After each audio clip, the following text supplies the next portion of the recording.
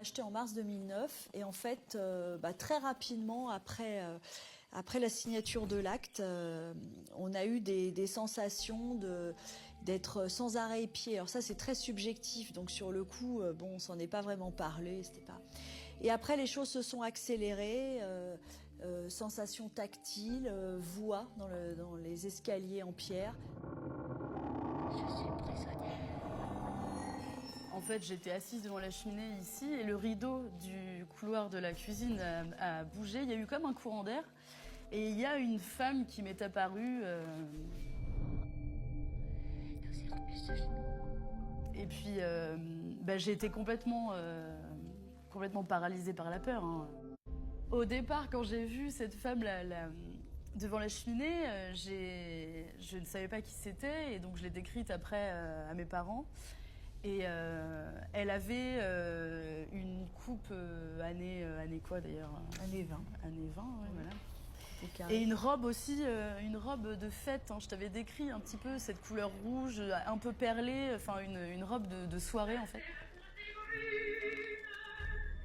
Et on a, en faisant des recherches, récupéré des photos et j'ai reconnu sur une photo le visage de cette femme dans une voiture. Cette femme passait tous ses étés à Fougeray. Elle était une amie de la famille Robin, propriétaire du château dans les années 20. Une famille de grands bourgeois qui coulaient ici des jours heureux entre fêtes mondaines et pique-niques champêtres. Le couple avait une fille, Alice. En 1924, elle vient de se marier avec le vicomte de France. Ses parents sont fiers de cette union avec un aristocrate. Elle est enceinte. Rien ne semble ternir ce bonheur tout neuf. Partout dans la maison, ces photos attiraient mon regard. J'ai eu le sentiment qu'elles jouaient un rôle important dans ce qui se passait ici, qu'elle en était peut-être la clé. Sans savoir vraiment pourquoi, j'ai voulu aller voir sa tombe au cimetière du village. En arrivant devant la pierre tombale, stupéfaction. J'ai compris tout à coup pourquoi toutes les photos ne représentaient qu'une très jeune femme. Alice était morte le 13 novembre 1924, à 22 ans. Que s'était-il passé? Quelle malédiction avait pu briser son bonheur qui semblait sans nuage? De retour au château, j'ai voulu que Véronique me montre sa chambre et me raconte la suite de l'histoire d'Alice. Alors là, nous sommes dans la chambre d'Alice. Donc Alice, c'est une jeune fille qui est décédée en 1924 d'une double infection, puisqu'elle avait une infection rénale et elle avait une tuberculose. Et elle était mise en quarantaine en plus, un petit peu ici. Dans cette chambre, très vite, je me suis senti mal à l'aise, j'avais des frissons. C'est vrai, je ressentais une présence, et je n'étais pas le premier. Ma fille, en fait, qui m'a beaucoup aidée et qui est restée dormir là, elle se sentait souvent la nuit touchée à l'épaule, comme quelqu'un qui veut la réveiller, qui la secoue doucement, ou quelqu'un qui s'assoit à ses pieds. Et il s'avère un jour qu'elle a travaillé avec moi ici. Le soir, elle avait 42 fièvres et quand je l'ai amenée aux urgences, on m'a dit qu'elle avait cette même maladie qui a emporté Alice. Alors évidemment, aujourd'hui, grâce aux antibiotiques, il n'y a pas eu de souci, mais moi j'ai très mal pris. Et en fait, c'est arrivé à beaucoup d'autres personnes après, des jeunes filles de cette tranche d'âge, en fait, d'avoir cette maladie quand elles restaient dormir ici. Donc maintenant, je laisse plus personne dormir ici entre 20 et 28 ans, je dirais. Alors je sais que ça peut paraître totalement incroyable qu'une entité transmette une maladie, puisque d'un point de vue scientifique, c'est une pure aberration. Une jeune femme qui transmettrait sa maladie à travers la mort? Difficile à croire. Pourtant, la coïncidence était troublante. Sincèrement, je dirais que les choses nous ont totalement échappé. On s'est retrouvés forcés de s'intéresser à des choses qu'on n'aurait jamais imaginées avant la signature. Enfin, vous imaginez pas tomber dans des trucs comme ça quand vous achetez une maison, quoi. Il y avait quelqu'un que je n'avais pas encore entendu à Fougeray. C'était François. Le mari de Véronique aurait vécu des choses qui ont bouleversé sa vie.